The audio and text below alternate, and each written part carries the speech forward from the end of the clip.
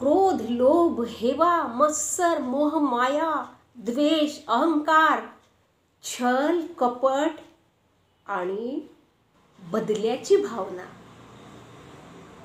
आणि नंतर म्हणाल,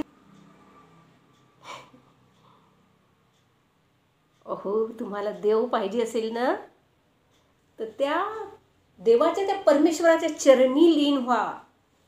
चांगल्याची संगत ठेवा आणि जेही तुमचे अवगुण आहे त्याचा त्याग करा. हे मनात ठेवून जर तुम्ही कोणतंही कार्य कराल किंवा देवाला म्हणाल की देवा मला भेटायला ये, देवा मला पाव, तर कुठून भेटणार होतो?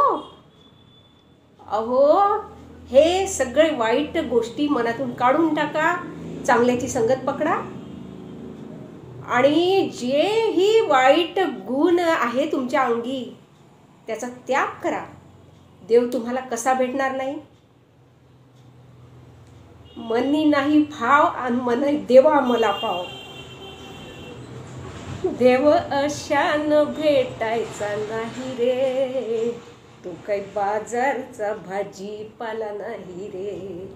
ओ देव अशान भेटायचा नाही रे, तो काही बाजारचा भाजीपाला नाही रे. चांगले भजन कीर्तन करा, सत्संगात जा. छल कपट कोणासोबत करू नका. देव या बाजूला कधीच येणार नाही. देव तुमच्या हाकेला धावून कधीच येणार नाही.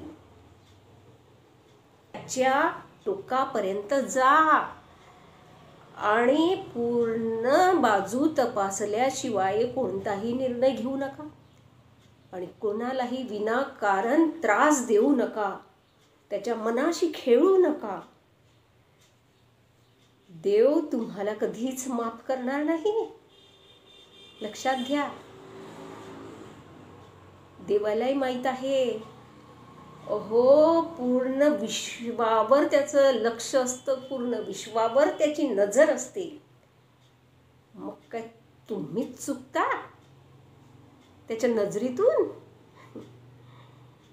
प्रत्येकावर त्याची नजर आहे हे लक्षात ठेवा आणि चांगले वागा. लोकांना मदत करा. देव तुमच्या हाकेला नक्कीच येईल.